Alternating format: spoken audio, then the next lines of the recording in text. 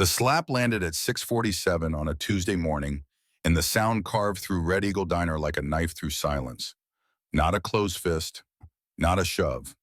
An open palm across Sarah Morrison's face calculated to humiliate rather than injure, the kind of violence that says you're beneath me without leaving marks that cameras love.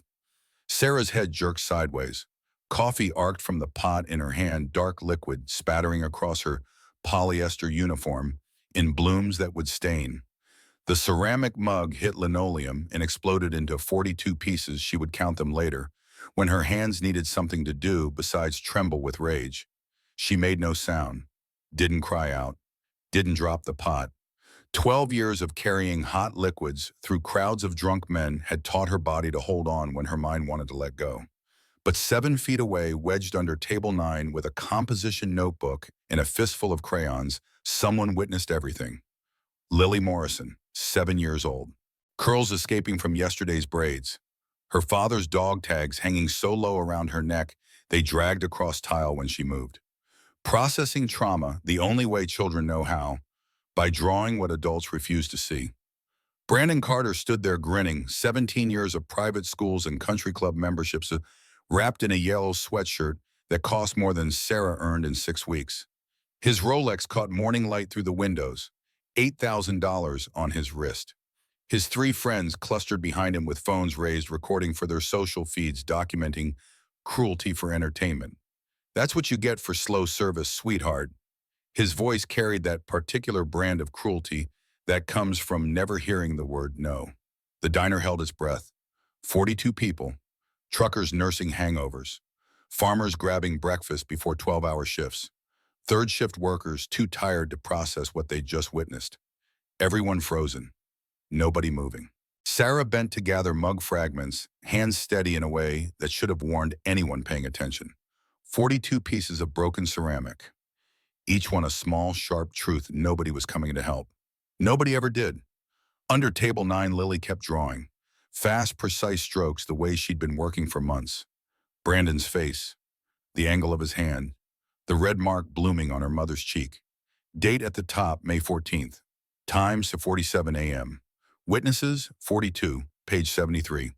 4 miles east, Jake Morrison woke to Montana sun slicing through blinds he kept meaning to replace. His spine screamed objections. 46 years of bad roads and worse choices had settled into his vertebrae like concrete. The apartment smelled like motor oil and old leather and the particular emptiness of a man who'd burned every bridge that mattered. He was supposed to ride to Nevada today. 3-day run with the chapter. Open highway. No memories. No ghost whispering accusations in the dark. His hand found the red bandana on the nightstand before conscious thought engaged. Muscle memory from 10 years of the same morning ritual. Red cotton stiff in places where blood had soaked through and dried and never quite washed clean no matter how many times he tried. Michael's blood, his younger brother. Dead in Helmand Province, Afghanistan, September 2011. IED blast that scattered a Marine convoy across half a mile of desert. Jake had carried this bandana every day since. Guilt folded into quarters and shoved into his back pocket like currency he could never spend. They'd fought 3 weeks before Michael deployed. Screaming match in this very apartment over choices and consequences. And the gulf between who they'd been as kids and who they'd become as men. You're picking those bikes over family. I'm picking freedom over your narrow definition of what makes a man worth something. Then you're dead to me, Jake. You hear me, dead. 11 weeks later, Michael was actually dead, and Jake never got to say the words that might have mattered. He should be riding to Nevada, should be gone already, chrome and asphalt therapy, the only kind that worked.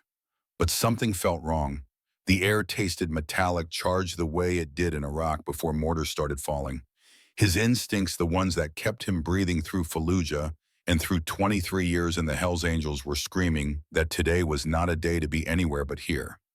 Marines learn to trust their gut even when logic says otherwise, especially ex-Marines who made every wrong choice available and somehow survived anyway. He touched the bandana once more, felt the stiff fabric where his brother's blood had dried, then rolled out of bed into whatever this day demanded. At Red Eagle Diner, Sarah moved through her routine with mechanical precision that was its own kind of dissociation. Refills, orders, smiles that never reached eyes that had forgotten how to hope.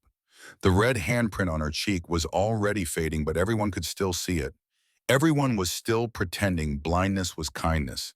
Brandon and his pack had claimed the six-top corner booth, maximum visibility, making sure every person understood what they could get away with and who would stop them. The answer to the second question, nobody. Hey, sweetheart. Brandon didn't look up from his phone, probably uploading the video already, probably watching view counts climb in real time. Another round, and try not to take all goddamn day this time. Lily crawled out from under table 9. She'd been there since 5 in the morning when Sarah's shift started, same as every Tuesday, because 7-year-olds whose mothers work 3 jobs learn to be portable or be abandoned. She already knew more about exhaustion and desperation than most adults would learn in lifetimes of comfortable ignorance. She walked to Brandon's table with her notebook pressed against her chest. Dog tags clinked with each step, too heavy, too large, but she wore them anyway because they still smelled faintly of the father she barely remembered. "You hurt my mommy." Her voice came out smaller than she wanted. She swallowed hard, tried again louder. "You hurt my mommy, and that's wrong." Brandon finally looked up, his grin widened, cruelty transforming into entertainment. "What exactly are you going to do about it, kid?" Lily opened her notebook. 73 pages, 73 documented incidents, names, dates, faces rendered in crayon with 7-year-old attention to detail. Every time someone treated her mother like she was less than human for the crime of bringing them food. "I drew you. I drew all of them." She held up pages. Brandon's face captured from multiple angles, none flattering.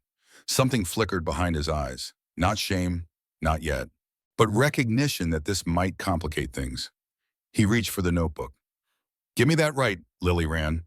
The bell over the door chimed. Jake Morrison walked into Red Eagle Diner for the first time in 10 years, pulled by instinct he couldn't name and didn't trust. Tuesday morning tradition he'd maintained even after the family shattered. Same diner, same time, different everything else. He stopped 3 steps inside. Sarah Morrison looked up from behind the counter and went completely still. 10 years collapsed into nothing. 10 years of silence and guilt in the careful architecture of building a life around a hole shaped exactly like family. Jake, his name cracked coming out of her mouth. He took in the scene with combat-trained efficiency. Her red cheek, the tremor in her hand she was failing to hide, the exhaustion carved into her face like someone had aged her forward 20 years. The kid had to be the kid Michael's daughter clutching a notebook and staring at him with eyes that looked exactly like his brother's had at that age. "Who put their hands on you?" His voice came out flat and dangerous, the tone that made civilians cross streets. Sarah shook her head. "Nobody. You need to leave, Jake. You can't be here." "Asked you a question." The kid stepped between them. Brave or foolish, Jake couldn't determine yet. She was tiny, couldn't weigh more than 50 pounds soaking wet. Those dog tags around her neck were definitely Michael's. Jake would know them blind, had held them at the memorial service, while Sarah refused to let him inside. "Are you my Uncle Jake?" Direct question, no fear, just curiosity and something that resembled hope. Jake looked at Sarah. Sarah looked at the floor. Sarah, is this?" Her name is Lily." Sarah's voice barely registered above the diner's ambient noise. "She's 7, and you need to leave before you make everything worse than it already is." Lily ignored her mother entirely. She studied Jake's face with the intensity of someone making life-altering decisions. Took in the leather vest, the scars mapping his knuckles, the beard with too much gray for 46. The way he stood like violence was always option 1. Most kids would run. Most adults did. Lily extended her small hand with the notebook. "My daddy talked about you. Before the IED. Before he came home in a box. He said you were brave. He said you made bad choices sometimes, but you always came when people were in trouble." Jake's throat closed. Michael had said that after everything.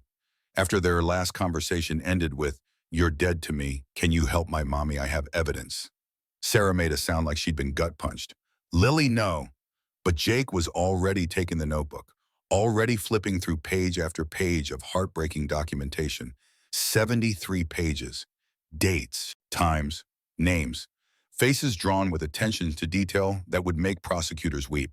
This 7-year-old had been running surveillance for months, building a case. waiting for someone to care enough to act. One name appeared 23 times. Brandon Carter.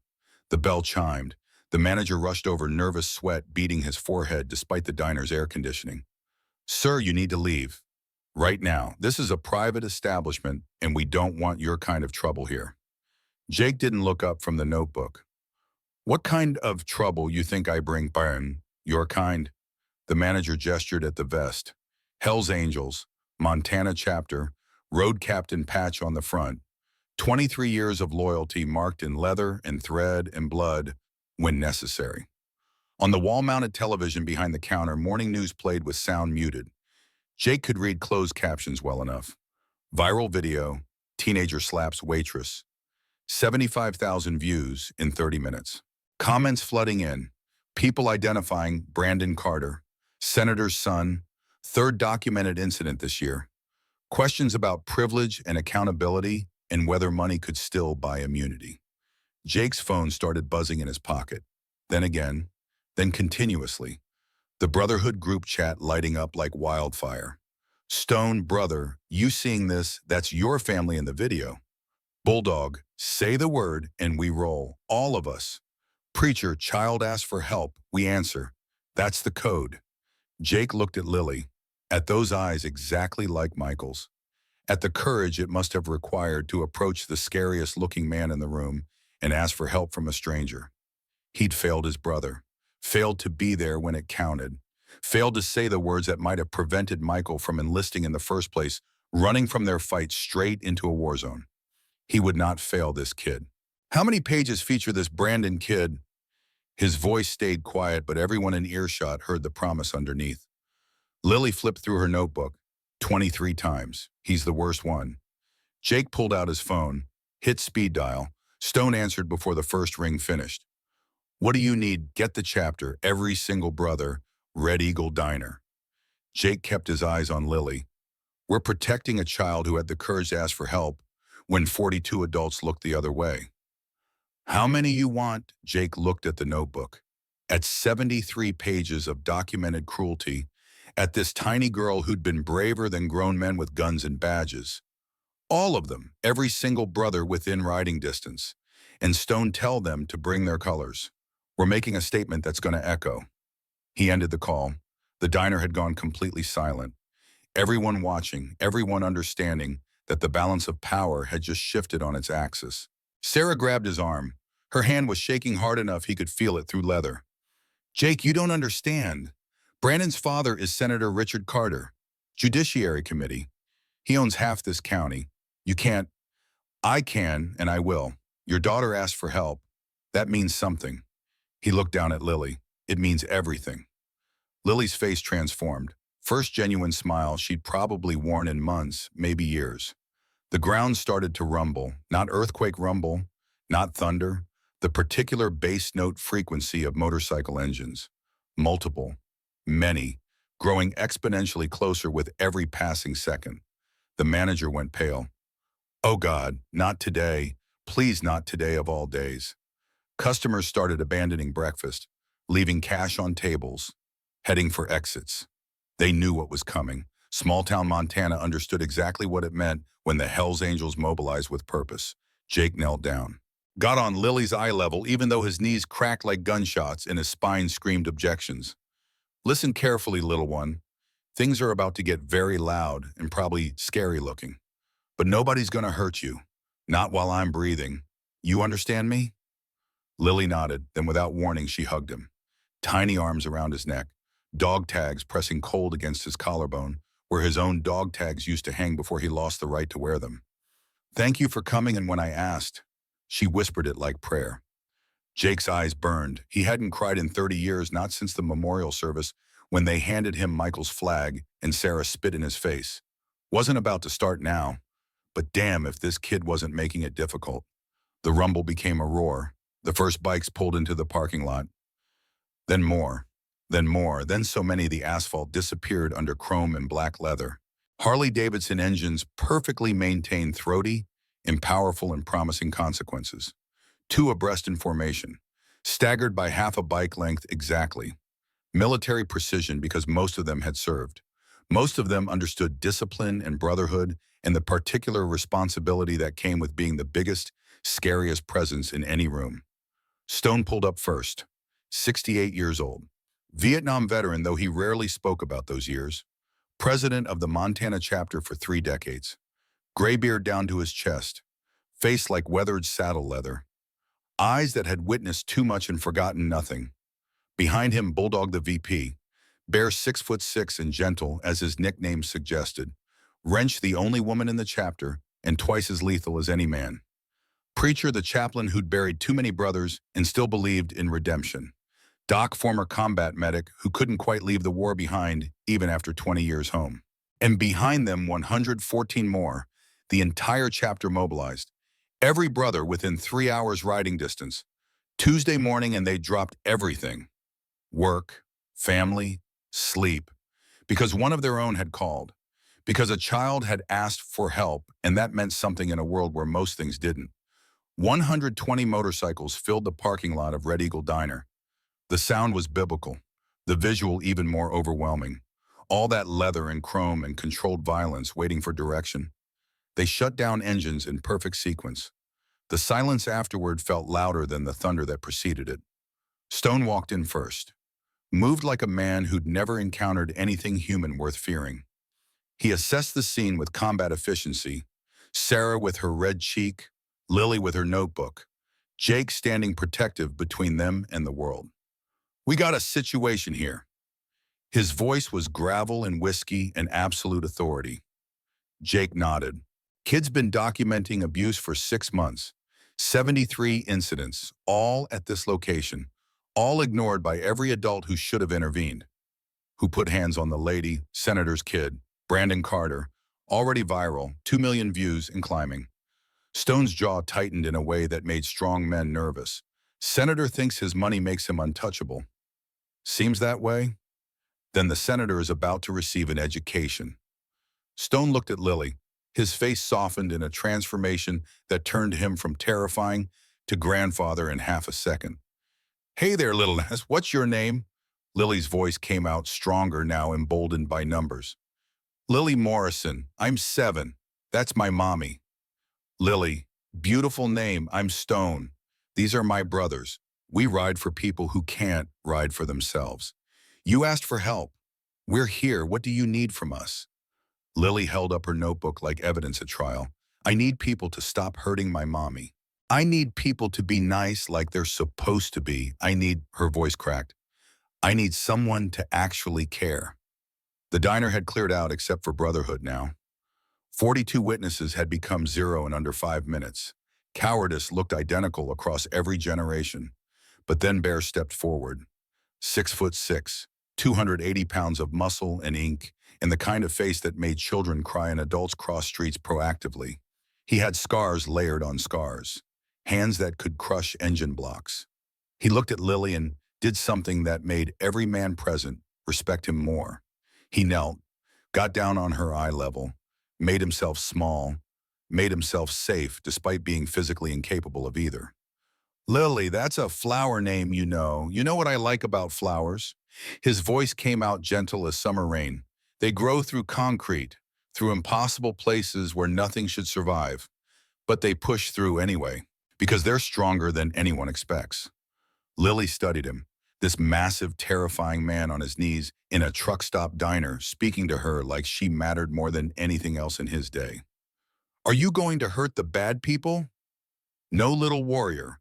We're going to make sure nobody hurts good people anymore.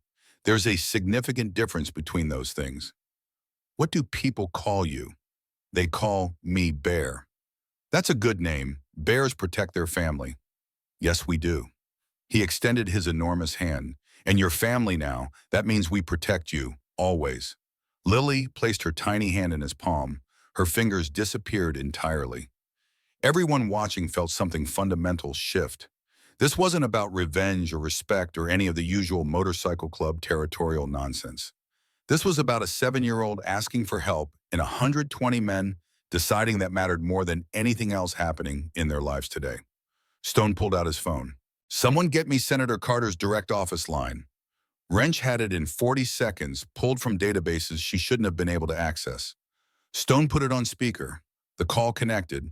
A pleasant secretary's voice answered. Senator Carter's office, how may I direct your call?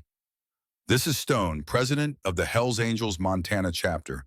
I need to speak with the senator regarding his son's behavior this morning. Long pause, then ice in her voice. The senator doesn't take calls from, tell him we have documentation of 23 separate assault incidents. Tell him his son put hands on a woman in front of her 7-year-old daughter this morning. Tell him we're currently at Red Eagle Diner with 120 witnesses and comprehensive evidence. He has exactly 3 hours to bring his boy here to apologize publicly and sincerely. That's clock A, 3 hours. After that, we escalate to next-level consequences.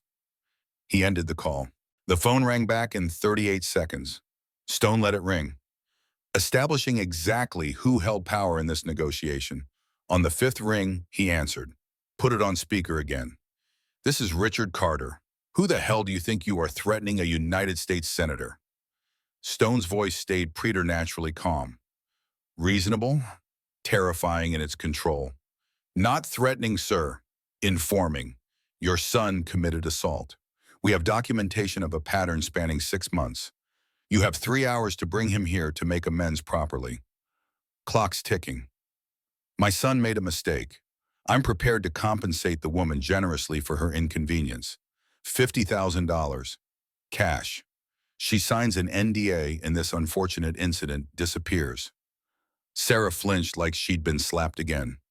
Lily watched her mother's face crumple with the particular devastation of having a price tag attached to your dignity. Jake spoke up, voice carrying the weight of 23 years in the Brotherhood. Your money isn't welcome here, Senator. Your son is. 3 hours. Public apology, or we take this evidence to every media outlet in the country. You're threatening a minor child. We're protecting one. Jake looked at Lily. Massive difference. Richard Carter's voice turned sharp, calculated the tone of a man used to winning through intimidation. You have absolutely no idea who you're dealing with. Vietnam, 68 to 70, Marine Force Recon. Stone's voice carried ghosts of things he'd never speak about in polite company. I know exactly who I'm dealing with, Senator. Question you should be asking yourself, do you know who we are? He ended the call. 2 hours crawled past. The Brotherhood waited with the particular stillness of men trained in patience and violence, comfortable with both. Sarah tried to work, but her hands wouldn't cooperate. Lily sat at table 9 with her crayons, adding new pages to her documentation. Jake stood by the door watching the street, reading threats in the way cars slowed down, patterns he'd learned in Fallujah. Stone approached Jake quietly. You failed to mention you hadn't seen your sister-in-law in 10 years. Didn't seem relevant to the current situation. Everything's relevant when family's involved. What happened between you two? Jake touched the bandana in his pocket. My brother deployed to Afghanistan. We'd fought 3 weeks before. Terrible fight. Words you can never take back once they're spoken. He died over there. Sarah blamed me. Said if I'd been family instead of a biker, maybe Michael wouldn't have enlisted. Maybe he would have stayed home. I got no argument against that logic. She was probably right. You've been carrying that guilt alone for a decade. Seems fair as payment. Nothing about it's fair, but here's your opportunity to do what your brother would have done if he were still breathing. Protect his family, be present when it counts. The ground rumbled again. Different sound this time. Vehicles plural, the wrong kind of power. 3 black SUVs pulled up, tinted windows, government plates. Senator Richard Carter stepped out of the middle vehicle, flanked by Deputy Frank Collins and Judge Harrison and 6 security personnel who looked like they ate nails for breakfast and washed them down with violence. Brandon was conspicuously absent. The senator walked into the diner like he owned it. He probably did through shell corporations and political favors and the particular corruption that flourished in small-town America when nobody was watching. He was 55. Expensive suit, perfect hair, the kind of handsome that cameras loved and voters trusted. Behind his eyes lived the particular calculation of a man who'd never lost and had no intention of starting. He placed a briefcase on the counter, opened it with theatrical precision, stacks of cash arranged like props. $50,000. For the woman's unfortunate experience. My son made a mistake. Boys will be busts, as they say. But I'm a reasonable man trying to resolve this sensibly. Sarah stared at the money. $50,000 would transform her life. Pay off medical debt from Michael's funeral.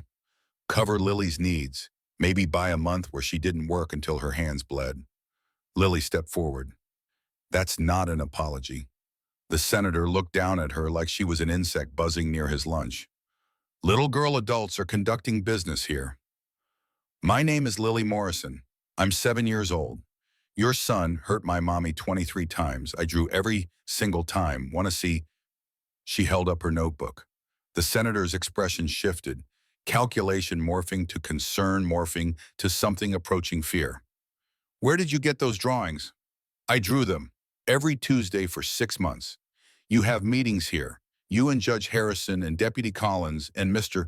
Barnes from City Council, and she flippy pages listing names and dates with prosecutorial precision. The senator grabbed for the notebook. Bear moved faster than should have been physically possible for someone his size. Interposed his massive body between the senator and the child. You don't touch her. Each word fell like an anvil. Deputy Collins stepped forward, hand moving toward his weapon. Step aside immediately or I'm arresting every single one of you. Stone actually laughed. For what specifically? Frank protecting a child from assault. For threatening a senator, extortion, intimidation, obstruction. I'll manufacture whatever charges stick. You're on his payroll, aren't you? Jake's voice cut through the tension. That's why you're here, not as law enforcement, as purchased muscle. Collins smiled without warmth, didn't bother denying it. Prove it in court. His phone buzzed, then the senator's, then Judge Harrison's. All three looked at their screens simultaneously, faces transforming as they processed information. Brandon's video had hit 3 million views, national news coverage, cable networks running segments, had justice. For Sarah trending across every platform. The internet had identified Brandon, connected him to his father, started asking uncomfortable questions about privilege and accountability and patterns of behavior. The senator's political instincts activated. This wasn't disappearing with money. This was testimony and investigations and everything he'd spent 15 years building burning down in real time. Deputy Collins, I want these men arrested immediately. Threatening behavior, disturbing the peace, creating public hazard. Whatever charges you need to make them stick. Collins moved toward Jake. Turn around, hands behind your back. Jake didn't move. On what specific grounds? I'll think of something during the drive. Collins pulled out handcuffs. Lily screamed, No, he's helping. He's the only person who helped. Sarah grabbed Lily, trying to pull her back to safety, but Lily fought with everything she had. 7 years old and fighting like her life depended on outcomes. Bear picked her up with infinite gentleness, held her safe while she sobbed into his vest. Jake let Collins cuff him, didn't resist, made eye contact with Stone. Trust in that look. Brotherhood code written in glances. I'm going inside so you can work outside. You're making a catastrophic mistake, Stone said quietly, voice promising consequences. Collins smiled. I'm doing my job protecting a senator from domestic terrorists. They led Jake out, past the Brotherhood's standing witness, past Sarah who couldn't look at him without seeing every failure of the past decade, past Lily crying so hard she could barely breathe. At the door, Jake stopped, looked back at his niece. Hey, little warrior, remember what I said. Family doesn't abandon you when things get hard. I'll be back, I promise.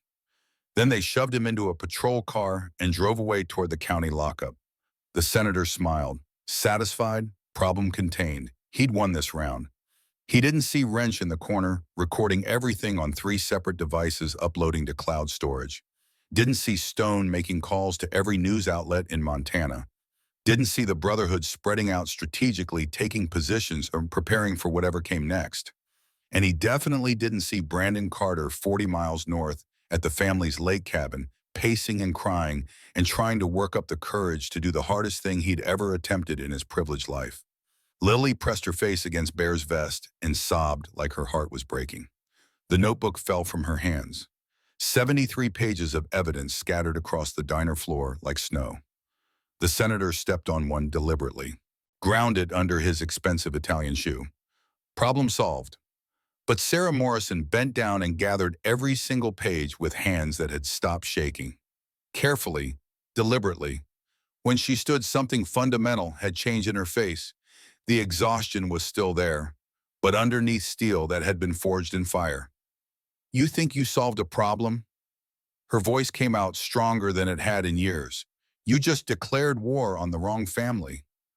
The senator laughed. With who, a waitress and some bikers, I've been in politics 30 years. I know exactly how this ends. Sarah held her daughter's notebook against her chest like armor. So do I. Outside, 119 motorcycles fired up simultaneously. The sound shook windows, rattled dishes, promised consequences that money couldn't purchase and power couldn't prevent. The Brotherhood pulled out, not leaving, repositioning, planning, preparing. Stone made 3 phone calls in rapid succession. Clock B starts now, 24 hours. Senator resigns or evidence goes to FBI. Clock C, Jake's arraignment in 48 hours. We're getting him out before then. Clock D, media embargo lifts in 72 hours. National coverage guaranteed. Inside Red Eagle Diner, Sarah Morrison stood with her daughter in her arms and realized something she'd forgotten over 2 years of grief and exhaustion and slow surrender to circumstances. She had family. Not blood, but family. And family didn't abandon you when situations got complicated. They answered when you called. They knelt for your children. They accepted handcuffs so you could stay free. They promised without words that this wasn't over. Jake Morrison sat in the back of a patrol car and touched his empty back pocket where the red bandana should be. He'd given it to Lily when Bear picked her up. Slipped it into her small hand while everyone was distracted by the senator's theatrics. His brother's blood on that cloth. 10 years of guilt and grief and carrying the weight of failure like stones in his chest. Now in his niece's hands. His brother's daughter. Family he'd abandoned and just found again. He smiled in the dark. This time he wasn't walking away.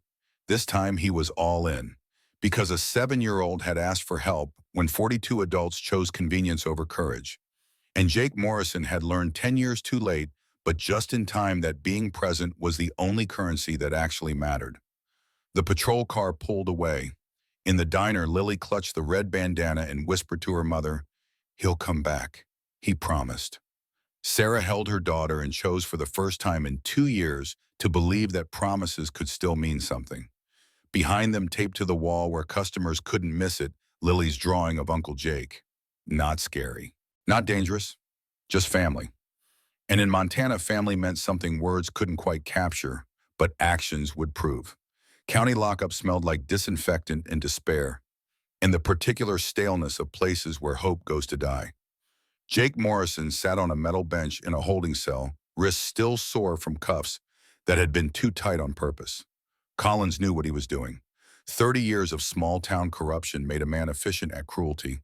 The charge sheet read like fiction: assault through threatening a public official, disturbing the peace, resisting arrest. All lies. All documented with the kind of thoroughness that suggested this wasn't Collins's first time manufacturing evidence. Jake didn't care about the charges. He cared about Lily's face when they dragged him out. That raw terror, that sense of abandonment she was probably drowning in right now. His phone had been confiscated, his vest, his wallet, everything except the ghosts he carried. Through the reinforced glass window of his cell, he could see Collins at a desk, feet up, scrolling through his phone, laughing at something. Probably the video of Sarah getting slapped. Probably comments from people who thought a waitress deserved whatever she got. The door buzzed. Stone walked in with Preacher, both wearing their colors, neither looking remotely concerned about being in a police station. Collins's feet hit the floor. Visiting hours are, save it, Frank. Stone's voice carried the weight of 30 years leading men who had seen combat. We're posting bail. There's no bail set, won't be until arraignment, 48 hours minimum. Judge Harrison's decision, I'm guessing? Collins smiled. Judge makes the rules. Judge is on the senator's payroll. We both know it. Question is, how long you been taking his money? Something flickered in Collins's eyes. Not shame, recognition that the game was changing. Preacher stepped forward. Former Army chaplain. Combat tours in Iraq and Afghanistan. He'd buried more brothers than most men would ever know.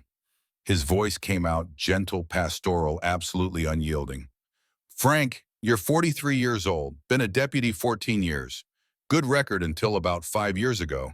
That's when the senator's money started flowing. Started small, look the other way on a traffic ticket, lose some paperwork, then bigger. Bury assault complaints, intimidate witnesses. Colin stood, hand near his weapon. You need to leave. Your daughter's 9. Emily goes to Pinewood Elementary, plays soccer. You coach her team on Saturdays.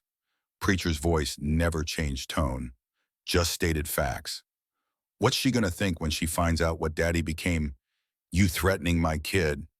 I'm reminding you that you have one, that she watches what you do, that one day she'll ask questions about the man you were. The door buzzed again. Wrench walked in carrying a laptop. She set it on Collins's desk without asking permission. Pulled up a spreadsheet. 5 years of deposits. Your bank account. Started at $500 a month. Now you're pulling $3,000.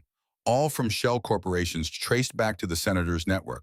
She turned the laptop so Collins could see. FBI's gonna love this. Collins went pale. How did you? I fix motorcycles and hack systems. Turns out corruption leaves digital fingerprints everywhere. Wrench smiled, no warmth in it. You're done, Frank.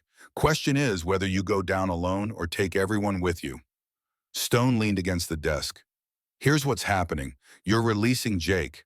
Right now. No bail, no arraignment. You're going to realize you made a mistake in the heat of the moment. And in exchange, we don't send this data to the FBI. Yet. That's extortion. That's mercy, which is more than you showed that 7-year-old girl today. Collins looked at the spreadsheet, at his career ending in real time, at the choice between self-preservation and loyalty to a senator who'd throw him under the bus the second it became convenient. He unlocked Jake's cell without another word. 10 minutes later, Jake walked out of county lockup into afternoon sun that felt like vindication. The Brotherhood had assembled in the parking lot, all 119 bikes, waiting. Stone handed Jake his vest, his phone, his wallet with Michael's photo still tucked inside. Lily okay? First words out of Jake's mouth. At Preacher's house with Sarah, protected. Bears with them. Nobody's getting near those two. Jake's phone had 63 missed calls, texts flooding in, national news outlets requesting interviews, local media camping outside the diner. The story had metastasized from viral video to cultural moment in under 6 hours. Stone's phone rang. He listened for 30 seconds. His face went hard. We need to move. Now. What happened? Brandon Carter just walked into Pinewood Police Station, not Collins' station. The real police. He's asking for protection. Says he wants to testify against his father. The pieces were shifting faster than anyone anticipated. 40 miles north, Senator Richard Carter stood in his lake cabin, surrounded by silence that felt like accusation. His wife's photo stared at him from the mantel. Rebecca, dead 3 years from cancer that money couldn't cure. The beginning of his spiral into everything he'd sworn he'd never become. He'd started taking bribes to pay her medical bills. $800,000 in experimental treatments that bought 6 extra months of watching her waste away. After she died, the bribes continued because stopping meant admitting it had all been for nothing. Brandon had been 15 when his mother died. Angry, lost desperate for his father's attention.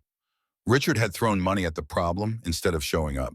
Easier to buy silence than deal with grief. Now his son was at a police station talking to real cops, probably destroying everything. His phone rang. Judge Harrison. We have a problem. A significant problem. I'm aware. The biker's evidence. That little girl's notebook. It's worse than we thought. She documented everything. Our Tuesday meetings, names, dates, amounts discussed. She doesn't understand what she heard, but prosecutors will. Richard's hand tightened on the phone. A 7-year-old's drawings aren't at evidence. Combined with Brandon's testimony, with financial records, with the FBI investigation that apparently started months ago, Harrison's voice cracked. We're finished, Richard. All of us. Then we contain it. How exactly do we contain the girl? She's the only direct witness. Without her testimony, her drawings are just pictures. Silence on the line. The kind that comes before crossing a line you can't uncross. What are you suggesting? Richard closed his eyes, saw Rebecca's face, heard her voice from hospice. Promise me you'll take care of Brandon. Promise me you'll be the father he needs. He'd broken that promise every day since. Nothing. I'm suggesting nothing. I need to think. He ended the call, poured whiskey with shaking hands, looked at his wife's photo and wondered when he'd become unrecognizable. At Preacher's house, Lily sat at the kitchen table with her crayons spread out like weapons. Sarah paced. Bear stood by the window, watching the street with the stillness of a man who'd done perimeter security in hostile territory. Lily was drawing again. Not documentation this time. Processing. A therapeutic exercise her school counselor had suggested after Michael died. Draw what you feel when words aren't enough. She drew Uncle Jake in handcuffs, Bear kneeling, her mother's red cheek, Brandon's face, but this time with tears. Sarah stopped pacing, looked at the last drawing. Baby, why did you draw him crying? Lily didn't look up. Because he's sad, like me. Sad people do bad things sometimes, but that doesn't mean they're bad forever. He hurt me. I know, but he's scared of his daddy. I heard them talking on the phone once. His daddy yells a lot, makes Brandon cry. Sarah knelt beside her daughter. When did you hear that? Lots of times. They come to the diner and Brandon tries to make his daddy proud, but his daddy just looks at his phone. So Brandon gets mean to other people to see if his daddy notices. 7 years old and already understanding human psychology better than most therapists. Bear's phone buzzed. He read the message, looked at Sarah. Stone needs us at the station. Brandon's talking. We should bring Lily. Absolutely not. She's been through enough. She's the witness, Sarah. Her testimony corroborates everything Brandon's saying. Without her, it's just a troubled kid acting out. She's 7. I know, I got a granddaughter same age. I wouldn't ask if it wasn't critical.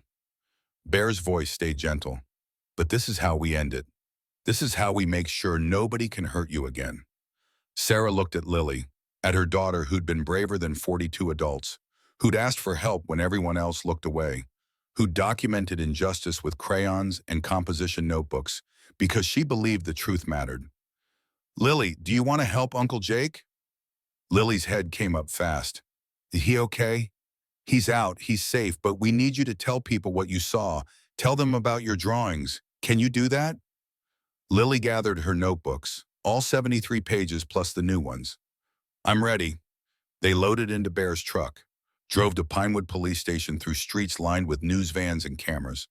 The story had exploded, national coverage, talking heads debating privilege and accountability and whether a teenage boy could be rehabilitated. Inside the station, Brandon Carter sat in an interview room looking nothing like the smirking kid from this morning. Red eyes, shaking hands, the particular devastation of someone watching their world collapse. Chief Daniels sat across from him. Real cop, not Collins's kind. 30 years serving Pinewood, honestly watching corruption spread like cancer through his department. Start from the beginning. Everything. Brandon's voice came out hoarse from crying. My father's been paying people off for 5 years. Judge Harrison, Deputy Collins, city council members, contractors, anyone who could make problems disappear. What kind of problems? Mine mostly. I've been arrested 8 times, DUI, assault, vandalism. Every time my father made it go away, paid the victims, buried the reports, told me I was special, told me the rules didn't apply to our family. Why come forward now? Brandon pulled something from his pocket. A drawing, Lily's drawing. The one where she'd captured his face with tears. Because a 7-year-old forgave me before I even apologized. Because she drew me like I could be better. And I want to be. The door opened. Stone walked in with Jake. Behind them, Sarah carrying Lily. Brandon saw Lily and flinched. Stood up like he might run. Lily walked straight to him. Looked up at this teenager who'd hurt her mother 23 times. Who'd slapped Sarah across the face this morning. Who'd probably damaged dozens of other people with his privilege and cruelty. She extended her hand. Hi, I'm Lily. You're Brandon? He stared at her hand like it might be a trap. I'm sorry. I'm so sorry for what I did to your mom. I know. That's why I drew you crying. Because sorry people cry. How did you know I was crying? Because I cry too when I miss my daddy, when I'm scared, when things are too big. She held up her notebook. Want to see my drawings? What happened next would become the moment that broke the internet. The moment that made prosecutors weep and juries convict and defense attorneys throw up their hands. Lily showed Brandon her drawings, page by page, his face appearing 23 times. Each incident documented with heartbreaking detail. Dates, times, exact words. This one's from February. You threw coffee at my mommy because she forgot extra cream. This one's from March. You called her a name I'm not allowed to say. This one's from April. Brandon watched his cruelty cataloged by a child, watched evidence of who he'd become pile up in crayon and careful handwriting. By page 15, he was crying again. By page 23, he was on his knees. I'm a monster. Lily shook her head. Monsters don't cry. Monsters don't say sorry. You're just a hurt person who hurt other people. But you can stop. She handed him a blank page from her notebook. Want to draw how you feel it helps. The police chief's phone rang. He stepped out, came back 2 minutes later with a face carved from granite. We have a situation. Judge Harrison just issued an emergency custody order. Claims Lily's being coached by a biker gang. Claims her drawings are fabricated evidence. He's sending deputies to take her into protective custody. Sarah grabbed Lily. Over my dead body. Harrison's got legal authority. I can't stop. Stone's phone exploded with alerts. Then Jake's, then everyone's. The video had dropped. Wrench had been recording everything at the diner this morning. Everything. The slap, the senator's bribe attempt, Collins' threatening arrest, the Brotherhood protecting Lily. She'd sent it to 50 news outlets simultaneously. 10 million views in 20 minutes. The narrative had shifted from troubled teen to systemic corruption exposed by brave child. Harrison's custody order looked like exactly what it was: desperate men trying to silence a witness. Chief Daniels made a decision that would cost him his job and save his conscience. I'm denying the custody transfer. Judge Harrison is compromised. This child stays with her mother. His phone rang again. This time he didn't step out. Put it on speaker. Collins's voice panicked. Chief, we have a situation at the judge's ranch. Armed men. They're saying they have the girl. Everyone went still. Sarah counted heads. Lily was right here, safe. What girl? Daniels asked. The Morrison kid. They grabbed her from Preacher's house 20 minutes ago. They're demanding the senator deliver $10 million or they'll... The call cut off. Stone was already moving. That's impossible. Lily's been here the whole time. Jake's mind raced. Unless this is a setup. Unless someone thinks they grabbed her but got the wrong kid. Wrench pulled up security footage from Preacher's house. Rewound to 30 minutes ago. 3 black SUVs, men in tactical gear, smashing through the door, grabbing a small figure in the back bedroom, fleeing. But Lily had left with Bear 45 minutes ago. Who's in that bedroom? Jake's voice came out deadly quiet. Preacher went white. Oh God, my granddaughter, Emma, she's 9. She was sleeping over, same height as Lily, same build. Stone was already on his phone. Get every brother to Harrison's ranch, now. Full mobilization. A child's been taken and we're getting her back. The room erupted into controlled chaos. Brotherhood members receiving texts, bikes firing up across town. The machine of loyalty and protection grinding into motion. Brandon stood.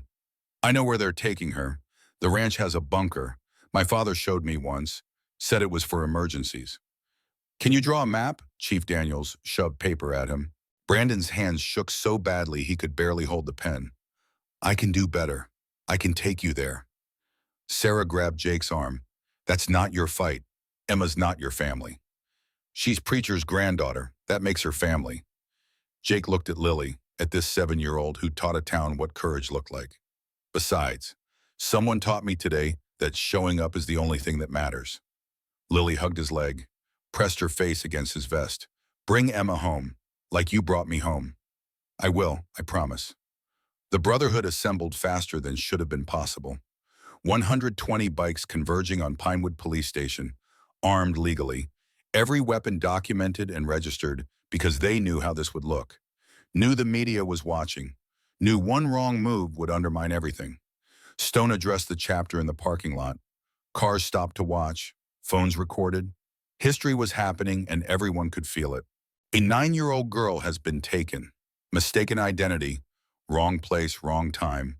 She's terrified and alone and surrounded by desperate men who just realized they grabbed the wrong kid. We're going to get her back. We're going to do it with the book. No unnecessary force, no escalation. But we are going in there and we are bringing her home because that's what we do. We ride for those who can't ride for themselves. Today that's Emma. Who's with me? 120 voices. We ride. The convoy formed. Police escort front and back because Chief Daniels had decided which side of history he wanted to be on. News helicopters overhead. Live coverage on every network. The whole world watching Montana handle justice the old-fashioned way. At Harrison's ranch, Emma cried in a basement bunker while men argued overhead about what to do with her. She was small for 9, terrified, asking for her papa in a voice that broke hearts. Senator Carter had arrived 10 minutes ago, seen the wrong child, realized the catastrophic mistake his people had made. This isn't her. This isn't the Morrison kid. Collins paced. So what do we do?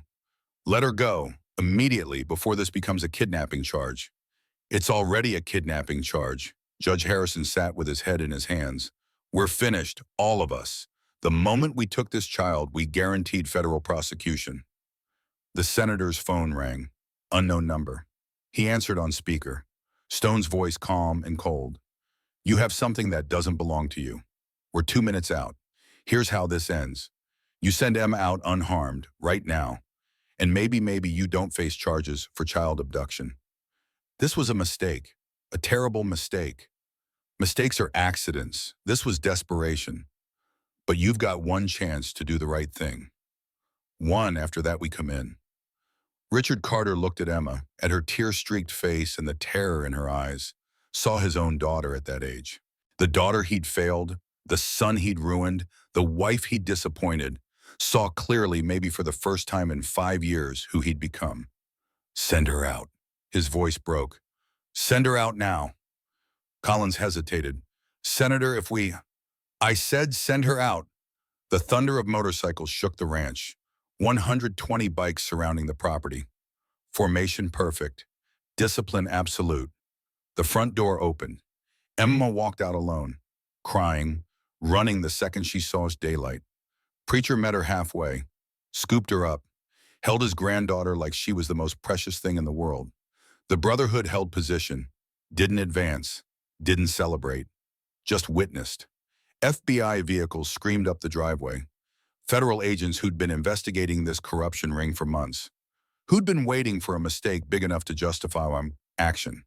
They got 3 arrests for the price of 1, Senator Richard Carter, Judge Harrison, Deputy Collins, all in handcuffs, all reading their rights, all watching their careers in freedom evaporate in real time. News cameras captured everything: the senator's fall, the brotherhood's restraint, Emma safe in her grandfather's arms. And somewhere in the crowd, 7-year-old Lily Morrison held her mother's hand and understood that sometimes the good guys win. Not because they're stronger, not because they're richer, but because they show up, because they kneel for children, because they believe that dignity isn't negotiable and respect isn't optional, and some things matter more than anything money can buy. Jake Morrison stood with his colors and his brothers and felt Michael's ghost finally rest. Felt 10 years of guilt transform into something lighter. Purpose, maybe. Redemption. His phone buzzed. Text from Sarah. Thank you for showing up. He typed back always. That's what family does. Brandon Carter sat in the back of a police car, not under arrest, but protective custody. Through the window, he watched the senator led away in handcuffs, watched his father's empire collapse, watched consequences finally arrive after years of delayed justice. He pulled out the blank page Lily had given him, found a pen, started to draw. Not cruelty this time, not privilege or arrogance or the casual violence of someone who'd never been told no. He drew Lily's face, the way she'd looked at him with forgiveness he didn't deserve, with hope he hadn't earned. Drew himself kneeling, apologizing, trying to be better. The picture was terrible. He had none of Lily's talent, but it was honest, and maybe that was enough for a start. The Brotherhood rolled out as the sun touched the horizon. Formation perfect. 120 bikes heading home. Mission complete. Child safe. Justice delivered. They didn't stop at the diner, didn't celebrate, didn't make speeches about what they'd accomplished. They just rode. Because the work was done and morning would bring new problems, and somewhere in Montana a child would need someone to show up. And when that call came, they'd be ready. They'd always be ready, because that's what family does. 1 week after the arrest, Red Eagle Diner reopened under new ownership. The deed carried Sarah Morrison's name now because the previous owner decided retirement looked preferable to explaining his complicity to federal investigators. He signed it over for $1 and a handwritten promise: keep the coffee strong and the mercy stronger. The first customer through the door at 6 in the morning was Brandon Carter. No Yale sweatshirt this time. Plain white t-shirt, jeans worn at the knees from actual use rather than designer distressing. Court-ordered community service badge clipped to his belt like a scarlet letter. 6 months as a waiter, learning humility one refill at a time. Sarah watched him tie an apron with hands that still trembled. The kid looked like he'd aged a decade in 7 days. Good. Maybe Tara would teach what privilege never bothered to. Table 9 needs water. 4 glasses. Move like you actually care. Brandon grabbed a pitcher, walked to the table where Stone and 3 Brotherhood members sat reviewing newspapers. Every major outlet had run the story. Senator's empire crumbles. Corruption exposed by child's crayon drawings. Think pieces about systemic rot in American small towns. Water, gentlemen. His voice came out steady despite the earthquake in his hands. Stone looked up slowly. Let the silence stretch like wire. Let Brandon feel what it meant to serve instead of demand. Please, and thank you. 2 words that had never crossed Brandon's lips in this establishment. 2 words that cost him everything he'd believed mattered. He poured carefully, didn't spill despite the tremor, set the pitcher down with both hands like it contained nitroglycerin instead of tap water and ice. Stone nodded once, not forgiveness, just acknowledgement that effort was being made. Progress looked like this: small, uncomfortable, authentic.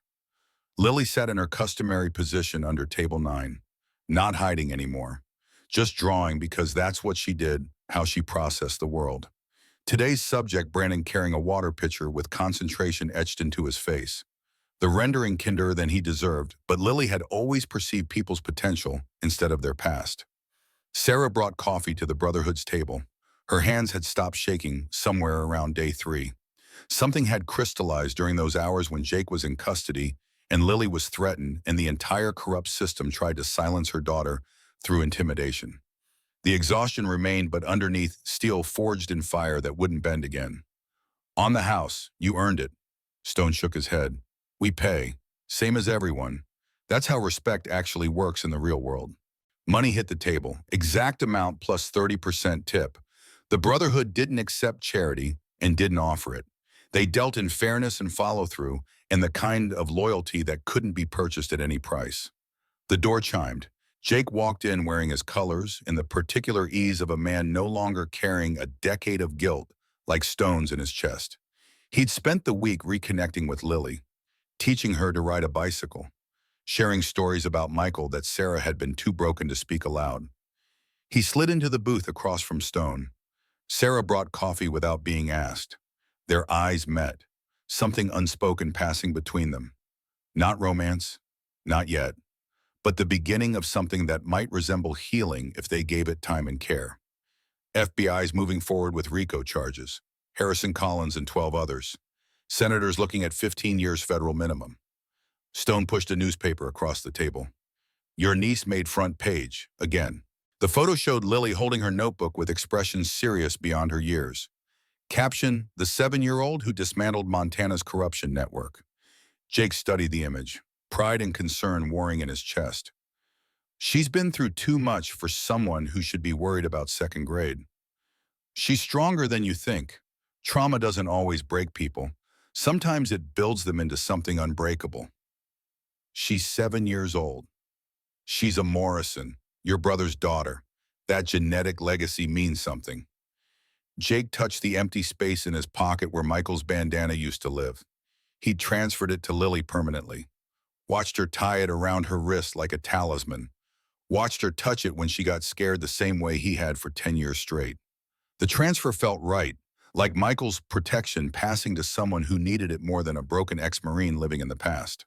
Across town, Senator Richard Carter sat in a federal holding cell, reviewing his statement for the plea deal his attorney had negotiated. Testify against the other 11 conspirators. Name every corrupt official. Detail every bribe with dates and amounts. In exchange, 12 years instead of 25. His lawyer had called it a gift. Richard called it the seventh circle of hell. Through reinforced glass, he could see other inmates. Men who'd committed violence for survival while he'd committed it for convenience. Men who'd stolen to feed families while he'd stolen to maintain appearances. The distinction felt meaningless in this concrete box. His phone privileges were limited, but Brandon had called 3 times. Each time Richard declined. Couldn't face his son yet. Couldn't see his own failures reflected in the boy's desperate attempt at redemption. A guard brought lunch, mystery meat and vegetables that might have been edible during the previous decade. He ate mechanically, tasted nothing, felt everything. Rebecca's voice in his head, clear as if she were standing beside him. You're better than this, Richard. I married the man you could be, not the man you became. But she'd been wrong. He'd proved it with spectacular thoroughness. His cellmate, a man named Torres, serving 8 years for embezzlement, watched him pick at food. First week's always hardest. You still think you don't belong here. Give it a month. You'll realize we all belong exactly where we end up. Richard looked up. You sound like you've made peace with it. I stole from my employer to pay for my daughter's cancer treatment. She died anyway. I belong here because I chose wrong, even though I chose for the right reasons. You belong here because you chose wrong for the wrong reasons. We're not the same, Senator. Don't confuse us. The words hit like physical blows. At Pinewood Elementary, Lily returned to school for the first time since the arrest became national news. Her teacher had warned the class repeatedly, no questions about the news coverage, no special treatment. Treat Lily like any other student. The children lasted approximately 40 seconds before someone cracked. Is it true you drew pictures that put a senator in prison? Did actual Hell's Angels rescue you? Are you famous now? Can I have your autograph? Lily shrank into her seat. The attention felt like pressure, like expectations she couldn't possibly meet, like people wanting her to be something larger than a 7-year-old who just wanted her mother to stop getting hurt. At recess, she hid behind the portable classrooms with her notebook, drew herself small and invisible, drew the world flowing past without noticing her. A shadow fell across the page. Emma stood there, preacher's granddaughter, the girl who'd been grabbed by mistake and held in a basement for 3 hours of pure terror. 9 years old with eyes that had stared into darkness and survived. Can I sit with you? Lily nodded without speaking. They sat in silence. 2 kids processing trauma, the only way children instinctively understand together without words, just presence. Do you have nightmares? Emma's voice came out smaller than her physical size suggested. Every single night, about men taking me away, about Uncle Jake not coming back like he promised. Me too. About the basement, about not knowing if Papa would find me before something worse happened. But he did find you. Because of you. Because you drew those pictures. Because you were brave first when nobody else would be. Lily looked at her hands, at the red bandana tied around her wrist like armor. I didn't feel brave. I felt terrified. My papa says that's what bravery actually is. Being terrified and doing it anyway. They sat with that truth. Let it settle. Let it mean something. Want to draw together? Lily offered her crayons. Emma took the purple one, started drawing. Not trauma, not fear, just a tree with strong roots and branches reaching towards sunlight. Healing looked like this, quiet, gradual. 2 kids sharing crayons and wordless understanding. That evening, Jake appeared at Sarah's apartment with groceries and no explanation. Started cooking dinner like it was the most natural thing in the world. Sarah watched from the doorway, arms crossed, defenses still up, but crumbling incrementally. You don't have to do this every night. I know. He kept chopping vegetables. Some recipe Michael used to make. Their mother's recipe before that. Family continuity in a casserole dish. Michael would have, her voice fractured. Jake stopped chopping, turned to face his sister-in-law for the first time without guilt standing between them like a wall. Michael would have wanted me here, taking care of you two, being the brother I should have been 10 years ago when it actually mattered. You were here when we needed you most. I should have been here all along. That's the truth we both know. Sarah stepped into the kitchen, took the knife from his hands, finished chopping because she needed something to occupy hands that wanted to shake with emotion, threatening to overflow. You're here now. That's what counts. Lily needs family. I need... She couldn't finish the sentence. I know. He did. Could see it in the way she held herself together through sheer will. Could see the cracks forming. Could see that eventually she'd need to fall apart and someone would need to catch her when she did. Lily appeared in the doorway, hair wet from bath, father's dog tags clinking against her chest, uncle's bandana around her wrist, wearing her armor of memory and protection. Are you staying for dinner, Uncle Jake? If that's acceptable to your mom. Lily looked at Sarah with hope so naked it hurt to witness directly. Sarah nodded, couldn't speak past the tightness strangling her throat. They ate together. 3 people learning to be family. Learning that blood wasn't the only bond that mattered. That presence in staying and choosing each other every day meant more than any genetic connection. After dinner, Lily brought out her notebooks. Not the evidence ones locked in an FBI evidence room. New ones, pages of drawings showing her week. Uncle Jake teaching her to ride a bike without training wheels. Mama smiling genuinely for the first time in memory. Bear bringing flowers to the diner because that's what gentle giants do. Brandon apologizing properly with tears he didn't try to hide. I'm making a happy book now, to remember the good things instead of just the bad ones. Jake flipped through pages, each one a small miracle. This child who documented cruelty for 6 months now, choosing to document kindness. Choosing to believe the world could be different if people decided to make it so. Can I add something? He pulled out his phone, showed her a photo of Michael in uniform. Young and confident and alive. That's my daddy. That's my little brother. He was 22 there, fresh out of boot camp. Thought he was invincible the way young men do. Lily studied the photo with an artist's analytical eye. Can I draw him? I don't remember his face clearly anymore. It's getting fuzzy. Sarah made a sound like something breaking internally. Jake wrapped an arm around her shoulders. Let her lean into him.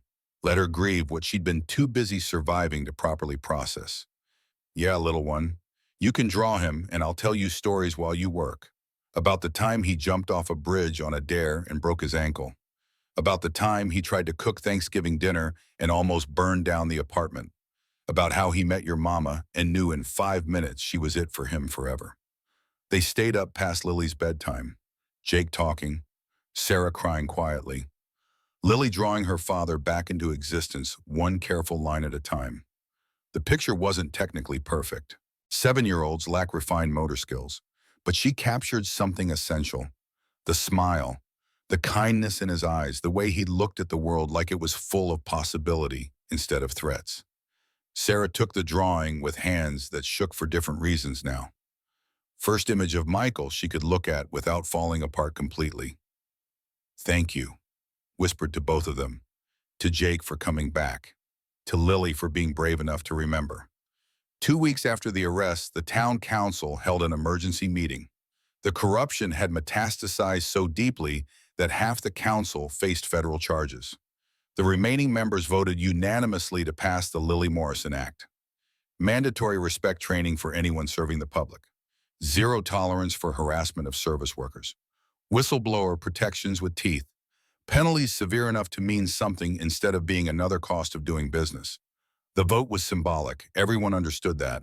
But symbols mattered when you were trying to rebuild trust in institutions that had failed spectacularly and publicly. Chief Daniels attended the meeting in full-dress uniform, made a statement that would cost him politically but restore his ability to sleep at night. Lily Morrison is 7 years old. She documented systemic injustice when every adult in this town looked away because it was convenient. She asked for help when 42 witnesses chose silence because it was safer. She believed the truth mattered enough to risk everything, including her own safety. If we can't protect children like her, we don't deserve the badges we wear or the trust we've been given. Action beat number 1. The applause was thunderous. Standing ovation that lasted 3 minutes. Grown men and women crying openly. The Brotherhood attended in full colors. Silent witness. No speeches, just presence. Reminder that some protections came from unexpected places when official channels failed. After the meeting, Stone found Daniels in the parking lot. You know, that speech probably ended your career in law enforcement. Good. Maybe the next chief will have the spine to do the job correctly from day one. Daniels lit a cigarette with hands that had finally stopped shaking after 5 years. I've been watching this town rot for half a decade, telling myself I was being strategic, building an airtight case, waiting for the perfect moment. Truth is, I was scared. Scared of losing my pension, my reputation, my comfortable life where I could pretend I was one of the good guys. And now I can look my children in the eye without flinching. That's worth more than any pension or reputation. They stood in comfortable silence. 2 men who'd chosen principle over convenience, who'd decided that legacy mattered more than security. Brotherhood's got your back. You need work after this, we'll find you something meaningful. Daniel smiled. I appreciate that more than you know, but I think I'm finished with law enforcement entirely. Might try teaching, show kids what integrity actually looks like before the world beats it out of them. He drove away toward an uncertain future that felt cleaner than the compromised past he was leaving behind. Brandon Carter's sentencing hearing arrived on a Tuesday morning. Ironic timing, same day of the week he'd slapped Sarah Morrison and set this entire catastrophe in motion. Action beat number 2. He stood before Judge Anderson, brought in from out of county to avoid conflicts of interest, and listened to charges read aloud. Assault, battery, conspiracy to intimidate witnesses. The prosecution had been generous, could have added a dozen more. His attorney negotiated a plea, 6 months community service, 2 years probation, mandatory counseling, completion of victim impact program, and the creative sentence that had been Sarah's idea work as a waiter at Red Eagle Diner under her direct supervision. The judge accepted the plea, looked Brandon in the eye with the particular intensity of someone who'd seen too many privileged kids waste their second chances. Mr. Carter, you're 17 years old, still technically a minor. The law gives you room for rehabilitation that adults don't receive. But understand this clearly. You participated in your father's crimes, you benefited from his corruption, and when a 7-year-old girl showed more courage than you've shown in your entire privileged life, you tried to silence her through intimidation. That's not youthful indiscretion. That's character, or lack thereof. Brandon kept his eyes down, accepted the weight of judgment. You have 6 months to prove you're more than your worst day, 6 months to demonstrate that change is possible. Don't waste it. In the gallery, Lily sat between Sarah and Jake. She'd insisted on attending, wanted to see justice with her own eyes, wanted to witness accountability. When the judge dismissed court, Brandon turned toward them, caught Lily's eye, mouthed thank you for reasons he couldn't fully articulate even to himself. Lily nodded, not forgiveness exactly, but recognition that he was trying. That effort counted for something. That afternoon, Brandon returned to the diner for his first real shift. Sarah handed him an apron worn soft from years of use. Michael's apron. She'd kept it in a box for 2 years, along with his other belongings she couldn't bear to discard. This belonged to my husband. He worked here for 6 months before he deployed to Afghanistan. Saved every tip. Bought my engagement ring with that money. You understand what I'm entrusting you with. Brandon held the apron like it might shatter. His legacy, his honor. Don't disrespect either one. He tied it on with hands that had finally stopped shaking.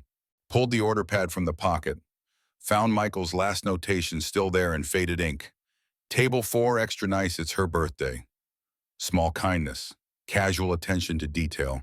The kind of person Michael Morrison had been. Action beat number 3. Brandon started taking orders. Messed up twice in the first hour. got yelled at by a trucker who didn't care about his story or his circumstances, learned that waiting tables was exponentially harder than it looked, and humility tasted bitter, but necessary. At table 9, Lily drew him working. Not cruel Brandon this time. Not privileged Brandon, who thought the world owed him deference. Just a kid trying to earn redemption one refill at a time. By closing time, his feet hurt, and his ego was demolished, and he'd earned $63 in tips. He tried to give it to Sarah. That's yours. You earned it with actual labor. I don't deserve, maybe not, but you worked for it. That's how the real world actually functions. Labor, compensation, dignity. He kept the money, felt the weight of it. First thing he had ever earned instead of been given by people who expected nothing in return. Small victory. But victories started small before they became transformations. 1 month later, the FBI finished their comprehensive investigation. 12 convictions, 27 more under indictment. Financial crimes uncovered totaling $40 million over a decade of systematic corruption. Montana's network dismantled entirely because a 7-year-old kept a notebook and refused to be silent. Action beat number 4. The lead prosecutor gave a press conference that went viral within hours. Credited Lily's evidence as the foundation for everything that followed. Showed her drawings blown up to poster size. Meticulous documentation that demonstrated children see clearly what adults train themselves to ignore for comfort. This case proves irrefutably that witness protection isn't just for adults. That children's testimony matters and should be taken seriously. That documentation in any form, even crayon drawings, can be powerful evidence when it's detailed and consistent and grounded in truth. The press conference exploded across every platform. Lily's face everywhere again. The attention overwhelming for someone who just wanted to be a regular kid. Jake found her hiding in her room.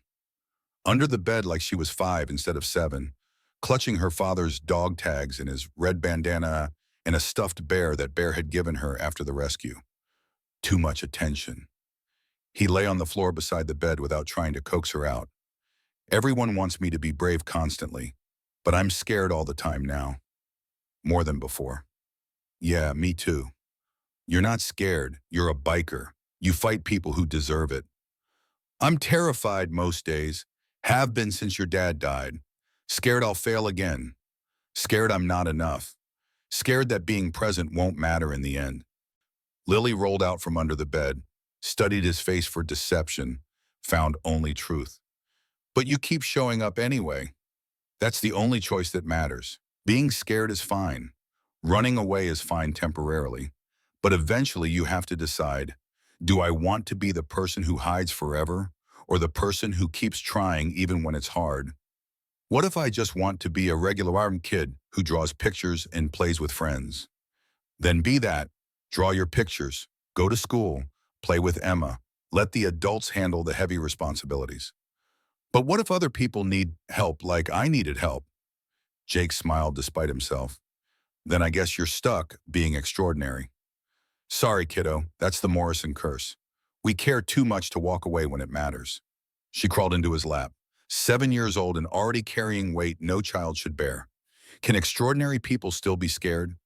Especially them. That's what makes them extraordinary. They're terrified and they do it anyway. They sat on her bedroom floor, uncle and niece, 2 people learning that family wasn't about blood or obligation.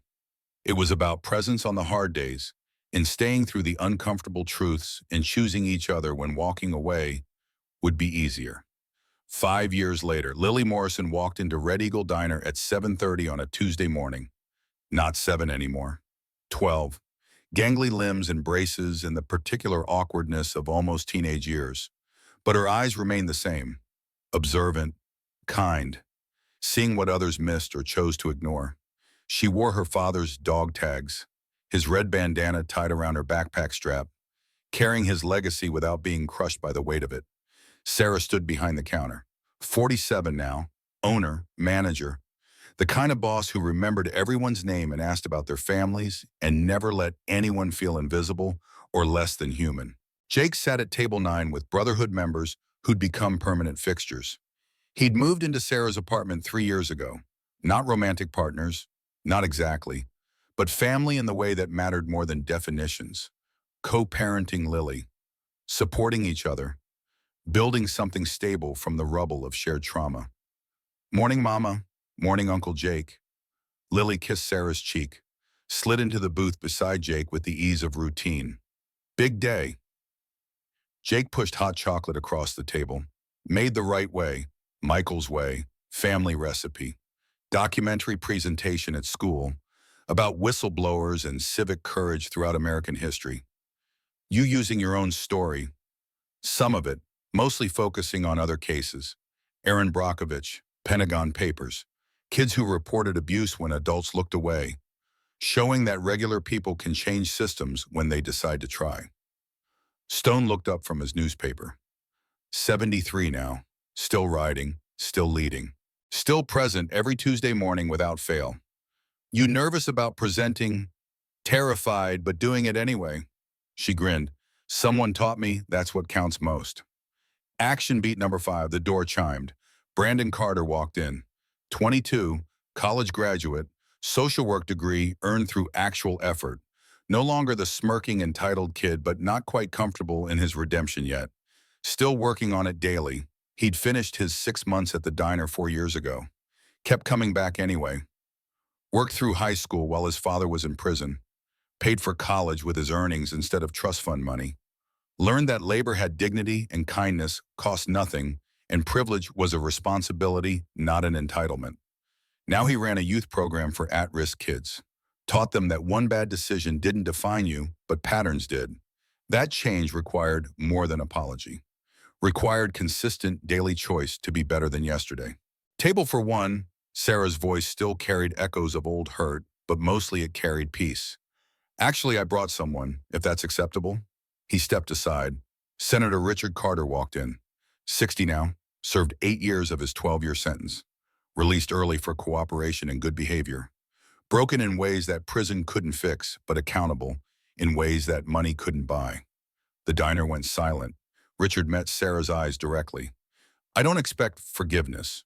Don't deserve it. But my son said you might allow me to apologize properly. Face to face. Human to human. Sarah looked at Lily, 12 years old enough to decide for herself.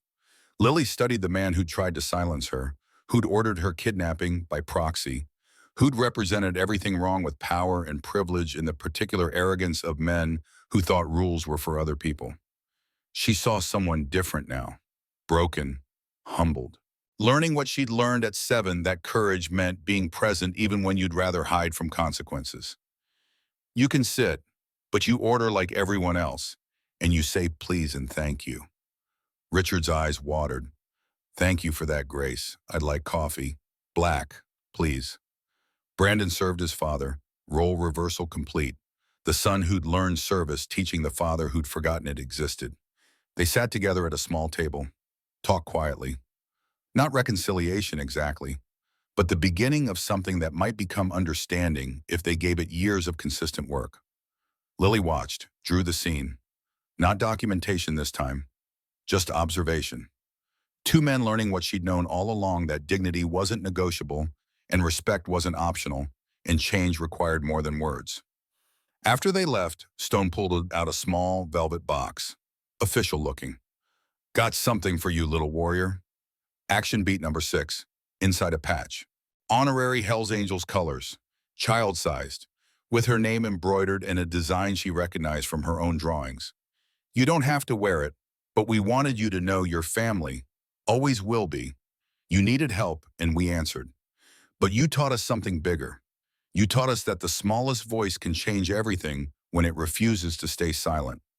Lily held the patch like treasure. Can I really be a Hells Angel? Honorary member.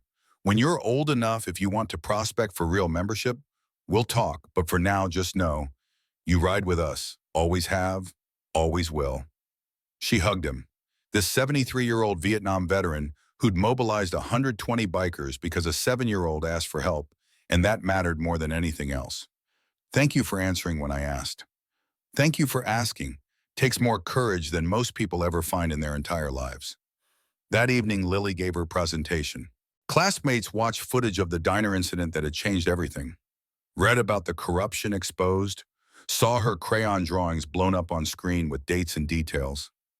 She talked about fear and courage and the difference between the two. Talked about systems that protect power instead of people. Talked about how change happens when regular people decide silence costs more than speaking up. Her teacher cried. Her classmates asked questions that proved they understood the stakes. Emma sat in the front row and applauded until her hands hurt. Walking home, Lily held Jake's hand on one side and Sarah's on the other. Family formed from fragments, healed from necessity, stronger for the breaking. You know what I learned from all this? Lily's voice carried wisdom beyond her years. What's that? That presence isn't just physical, it's emotional. It's staying when things get hard. It's choosing people over and over. It's deciding that family means the people who see you at your absolute worst and love you anyway. Sarah stopped walking, pulled Lily into a hug that threatened to crack ribs. Jake wrapped his arms around both of them. Morrison family, blood and chosen, broken and healed. Learning that love looked like presence and protection and the daily choice to stay. At Red Eagle Diner, the light stayed on through the night. Table 9 reserved with a brass plaque. Brotherhood tradition continuing indefinitely. On the wall, Lily's original drawings, all 73 pages, framed professionally, preserved as evidence transformed into art. Underneath, a larger plaque with words that became legend, in honor of Lily Morrison, who proved that the smallest voice can speak the loudest truth when it refuses to be silent. May we all have her courage to document injustice and her faith to believe someone will care. The words rippled outward, changed laws in 17 states, inspired children across the country, reminded adults that courage comes in unexpected packages, and somewhere in Montana on Tuesday mornings, you could hear the thunder of motorcycles. Brotherhood riding for those who couldn't ride for themselves. Still present, still protecting, still proving that family isn't blood. It's who answers when you ask for help. Epilogue. Post-credit scene, Lily's bedroom, 5 years later, age 12. Walls covered with photographs instead of drawings. Growth, evolution. But on a special shelf, 73 notebooks, her original documentation, preserved in archival boxes, plus one new notebook, volume 74, title page in careful handwriting, the good ones a record of kindness. Page 1, drawing a bear kneeling in the diner. Caption underneath, the day the biggest man made himself small so a little girl could feel safe. Lily sits at her desk, opens to a blank page, starts drawing today. Brandon serving his father coffee.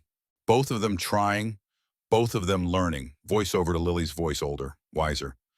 My dad told me something before he deployed. Uncle Jake reminded me of it later. He said, heroes aren't people who aren't scared. Heroes are people who do what's right even when they're terrified. I was terrified when I asked Uncle Jake for help, but he answered, and that made all the difference. Not because he was brave, but because he was there. That's all any of us can do. Be there. Answer when someone asks. Choose courage over comfort. My notebooks used to document cruelty. Now they document kindness. Both matter, but only one builds the world I want to live in. She closes the notebook, places it on the shelf next to the others. Camera pulls back, shows all 74 notebooks lined up. Evidence that the world can be both cruel and kind, that children see clearly, that documentation matters, that asking for help is brave, that answering is braver. Final shot, red bandana tied around the shelf. Michael's bandana. Jake's guilt transformed into Lily's strength. Family legacy, fade to black.